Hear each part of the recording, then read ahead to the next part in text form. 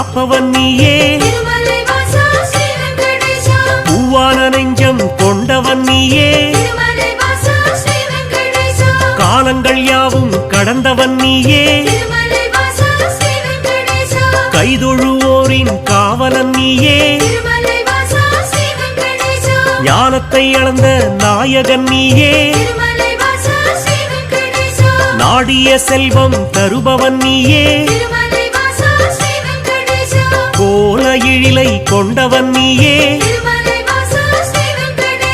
கோவிந்தா என்றால் அருள்பவன் நீயே, மாலவன் என்று உனை அழைப்போமே, மாமலை எழில் வாழ்பவன் நீயே,